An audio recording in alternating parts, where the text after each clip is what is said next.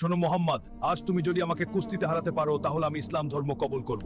মক্কার যুগে এক শক্তিশালী পালোয়ান ছিল, নাম ছিল রুকানা ইবনে আবু ইয়াজিদ। আরব জুড়ে তার শক্তির খ্যাতি ছড়িয়েছিল, বলা হতো সে কখনোই কারো কাছে হারেনি। অহংকারই ছিল তার স্বভাব। সে সময় হযরত মুহাম্মদ সাল্লাল্লাহু আলাইহি ওয়াসাল্লাম মানুষকে আল্লাহ তাআলার বাণী পৌঁছে দিচ্ছিলেন, ন্যায়, সত্য ও মানবতার শিক্ষা দিচ্ছিলেন, কিন্তু রুকানা এসব উপহাস করত।